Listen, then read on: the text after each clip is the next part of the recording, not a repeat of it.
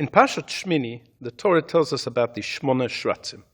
These are 8 small animals, mostly reptiles, that when they die, their carcasses give off a very, very intense form of impurity.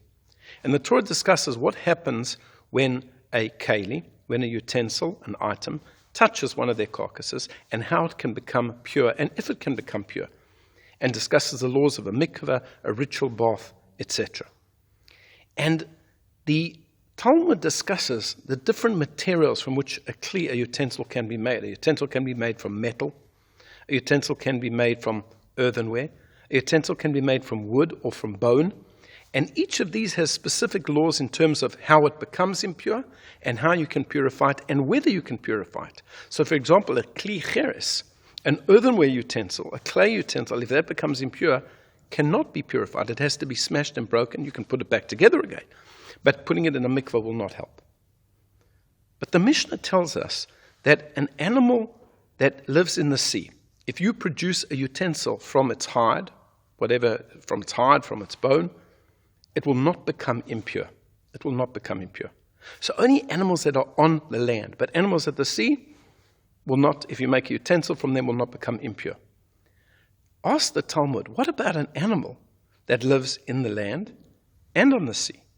How do we work that out? Is that a land animal and is that a sea animal? And it teaches us about the kelev hayav. Kelev hayav means the dog of the sea, but that means a seal because seals have got a bark. And it tells us that a seal is to be considered a land animal, not a sea animal. Why? And it gives us a very interesting interpretation. Because when the seal is in danger, where does it flee to? It flees to the dry land. And that defines for us what type of an animal it is. It's not a sea animal, because that's not where it flees. It's a land animal. And here, Rav Mordechai Gifter extracted an important message, the Rosh Hashiva of Tel's of blessed memory. What defines a person? Where will he go when he's under threat? We find Jews who have got no connection to Judaism whatsoever. They're very distant. But when they find themselves in a difficult situation and they need help, where do they flee? They flee into the arms of the community.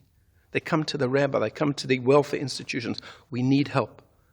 It's at that point of danger that they return back to their place. That's what defines a person. Maybe when everything's going okay, you'll live in the sea, you'll live far away. But when you're in danger, you'll come to the dry land. You'll come back to your home. And this is indeed something that we've seen, that Jews who have been very, very distant from their people at a time of danger have come back. And very often that is the beginning of a wonderful journey back to Judaism. I wish you all a Shabbat Shalom.